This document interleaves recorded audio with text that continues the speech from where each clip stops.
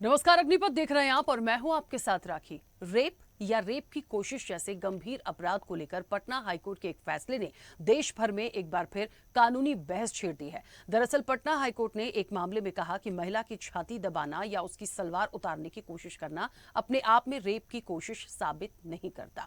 इसी आधार पर आरोपी को रेप की कोशिश के आरोप से बरी कर दिया गया। लेकिन जब मामला सुप्रीम कोर्ट पहुंचा तो सीजेआई ने पटना हाईकोर्ट के फैसले पर कड़ी नाराजगी जताई है। शीर्ष अदालत ने कहा कि ऐसे मामलों में न्यायाधीशों को संवेदनशीलता के साथ कानून और सुप्रीम कोर्ट के पूर्व फैसलों और तय गाइडलाइंस का अध्ययन करना चाहिए।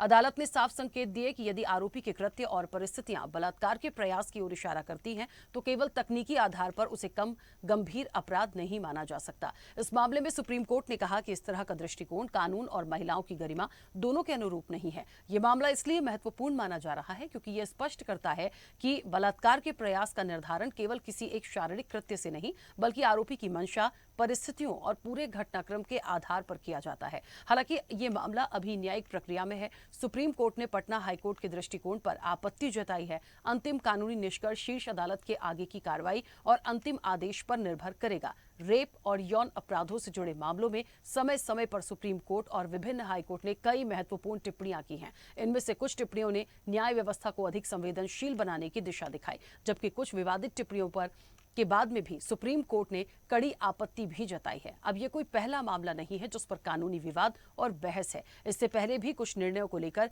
सवाल उठते रहे हैं। देखिए, जिस तरीके से इस पूरे मामले में पटना हाईकोर्ट के फैसले पर सुप्रीम कोर्ट नाराज हुआ है और एक बहुत संवेदनहीन इस डिसीजन को बताया गया है। सुप्रीम कोर्ट ने पटना हाईकोर्ट के इस डिसीजन को इस तरीके से बताया और उन्होंने कहा कि इस तरह की जो टिप्पणी की गई या इस तरह का जो फैसला दिया गया ये वाकई एक नई बहस को जन्म देता है। क्यों देता है? क्योंकि एक जज होने के नाते आपने किस आधार पर आरोपी को बरा किया। दरअसल ये जो पूरा मामला है एक पुराना मामला था जिस पर ये तमाम चीजें निकल कर आई हैं और इस तरह के मामले वाकई में एक सवाल तो खड़ा करते हैं कि बहुत सारे नियम कानून ऐसे हैं, इवन सुप्रीम कोर्ट ने कई सारी गाइडलाइंस बनाई है इस तरह के मामलों को लेके, उसके बाद भी इस तरह का जो निचली अदालत है वो कैसे फैसला दे सकती है। तो बहरहाल क्योंकि सुप्रीम संज्ञान हुआ है, सुप्रीम कोर्ट नाराज भी हुआ है, इस तरह के फैसले और इन सारी चीज़ों पर जो अंतिम फैसला सुप्रीम कोर्ट का होगा वहां से तो आएगा, लेकिन सोचने पर बहस का एक मुद्दा होता है कि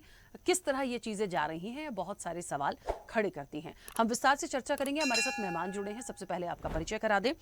अधिवक्ता है सुप्रीम कोर्ट के एडवोकेट तनु दीक्षित। तनु जी, बहुत स्वागत चर्चा में जुड़ने के लिए। सामाजिक कार्यकर्ता है मीता वाधवा। मीता जी, आपका भी बहुत स्वागत है। और समाज सेवी है पिंकी श्रीवास्तव। पिंकी जी, आपका भी बहुत स्वागत है। मैं चर्चा की शुरुआत सबसे पहले तो तनुज जी आपसे ही करूंगी। मुझे सुन पा रहे हैं तनुज जी? अनम्यूट करिए।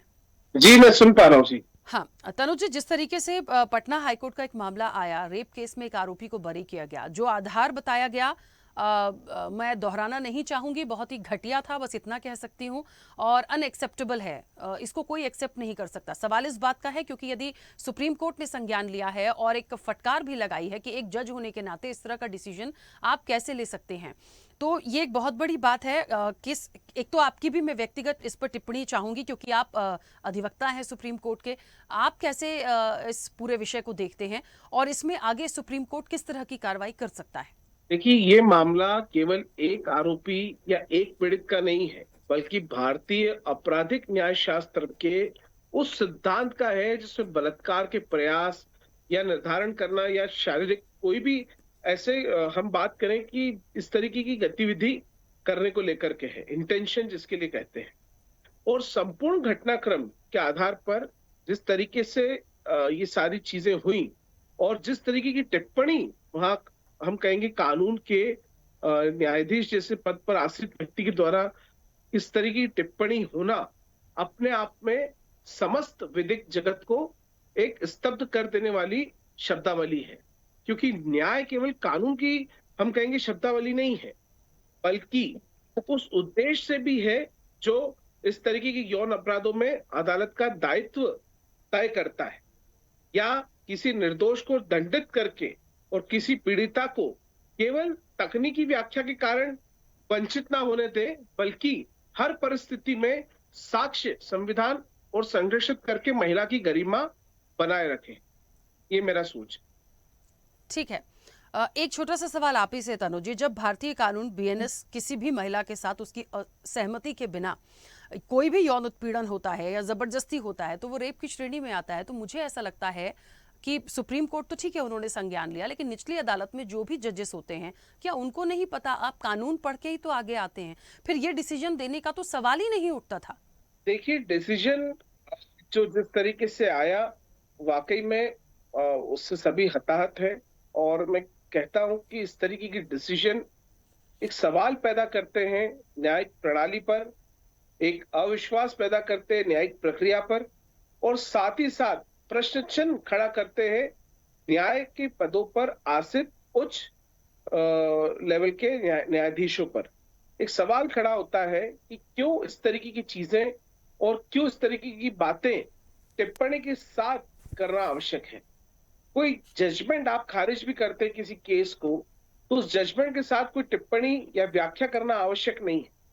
आप अपना जजमेंट स्पष्ट कर सकते हैं, लेकिन क्यों ऐसी व्याख्या, क्यों इस तरह की बातें रखी जाती है जिससे समाज में महिलाओं का सम्मान भी कम होता है, और साथ ही समाज के अंदर उन मुद्दों पर बातचीत होती है और एक न्याय व्यवस्था पर, पूरी न्याय प्रणाली पर, जबकि बात टिप्पणी किसी एक के द्वारा होती है लेकिन पूरी न्याय प्रणाली पर प्रश्न चिन्ह उठ खड़ा होता है। जी ठीक है, जल्दी से वापस आऊंगी। पिंकी जी भी हमारे साथ जुड़ी है। पिंकी जी, मुझे सुन पा रही है? जी।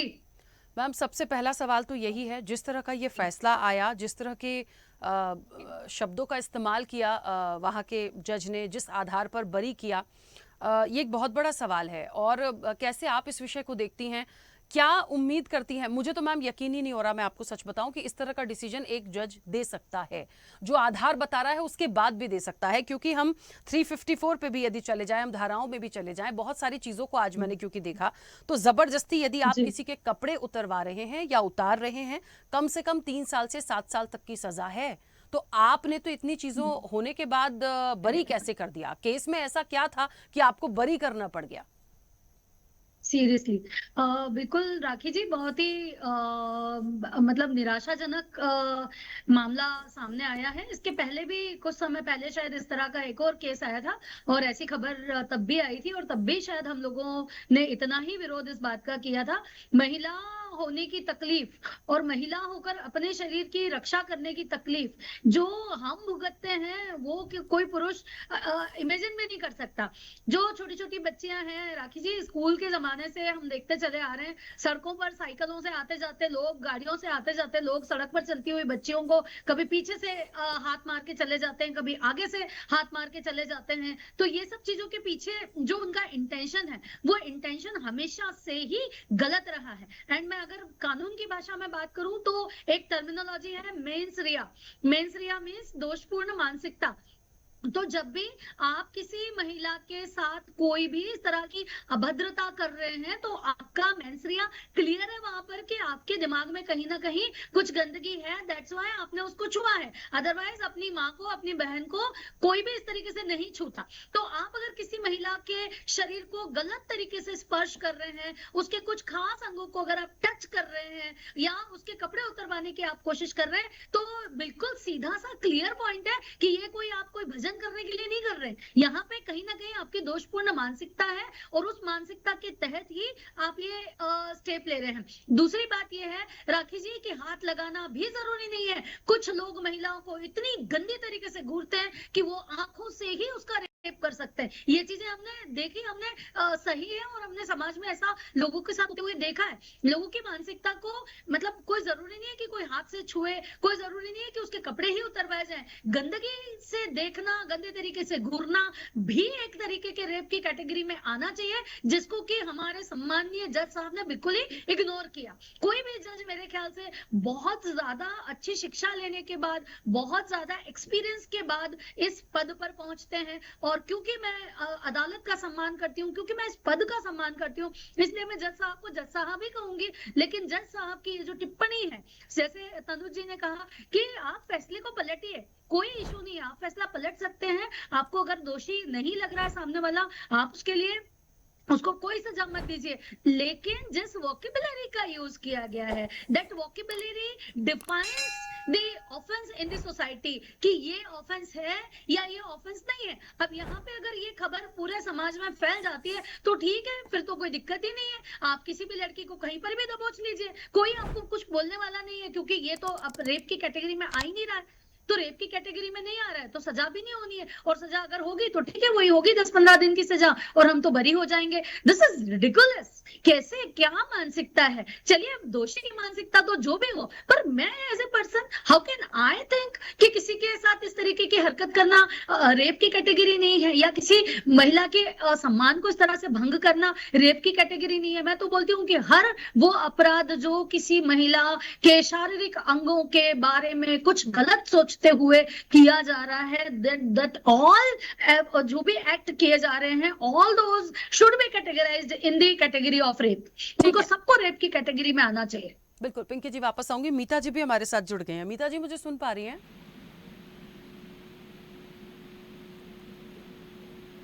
मीता जी, मेरी आवाज पहुंच रही है? चलिए, मीता जी को दोबारा से कनेक्ट करते हैं, शायद मेरा ऑडियो नहीं पहुंच रहा है। तनुज जी, इस तरह के विषयों पर अब क्योंकि सुप्रीम संज्ञान तो हो चुका है, सुप्रीम कोर्ट ने इस पर जाहिर तौर पर वो अपना एक डिसीजन लेंगे इस तरह की चीज़ों पर।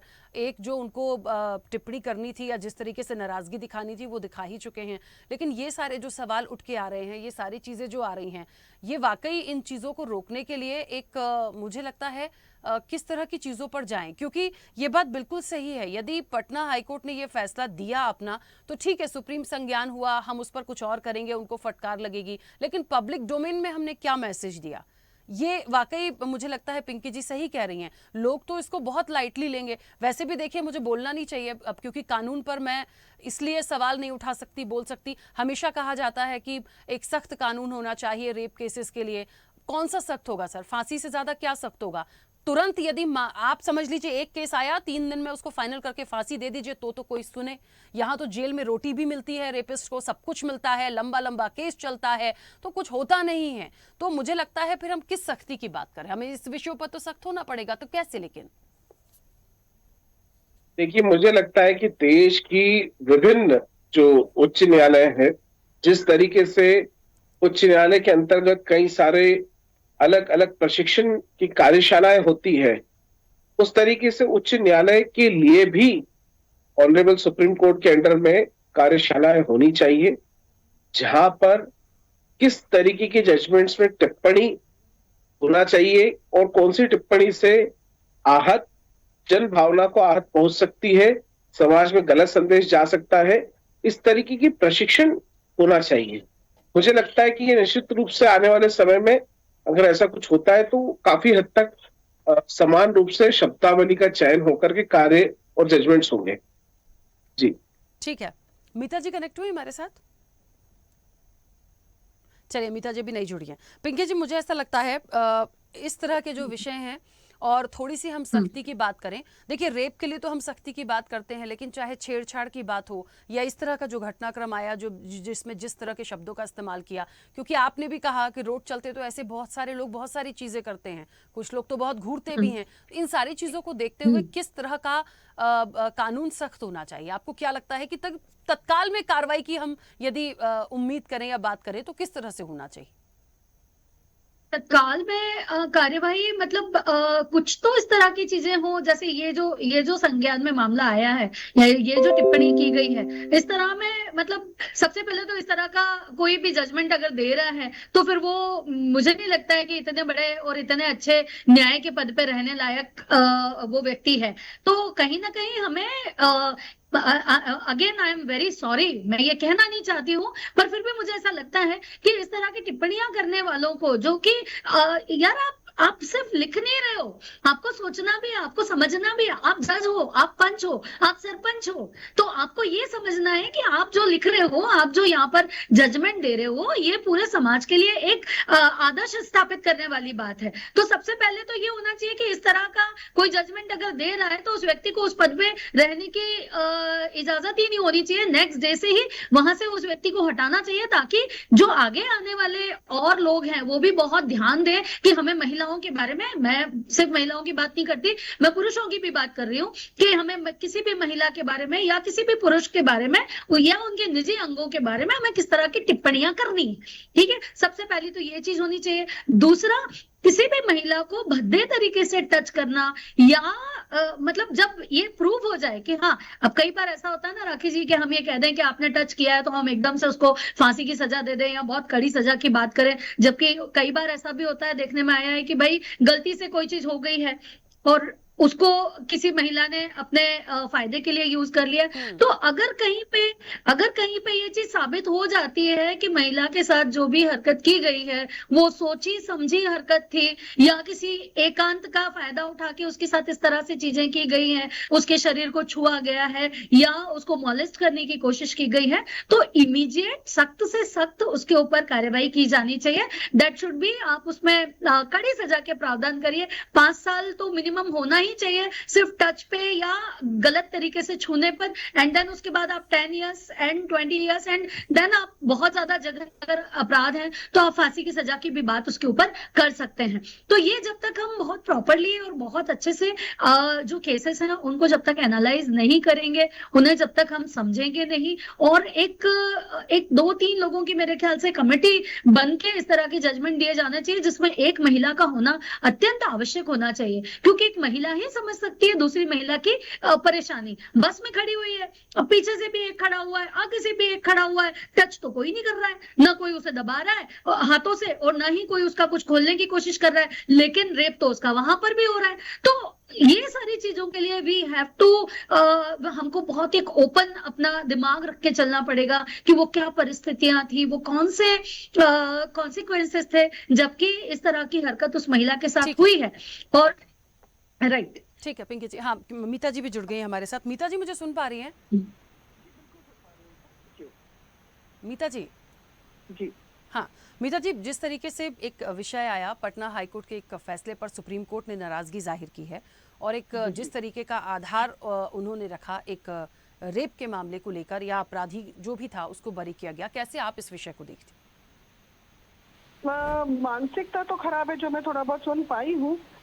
मुझे मतलब ये देखिए, रेप एक बहुत ज्यादा हमारे एमपी अपने आप में एक top of the list issue बन चुका है हमारा। ये किसी भी प्रदेश में होता है, इसके ऊपर हम कोई सीरियसनेस नहीं करते। इसमें लड़की के साथ जो भी स्टेप्स होते हैं, वो चाहे दुष्कर्म हो या उसके साथ मतलब गलत नजर से देखा जाए, हमेशा लड़की को एक निचले हिस्से पे ही लिया जाता है ज्यादातर समय।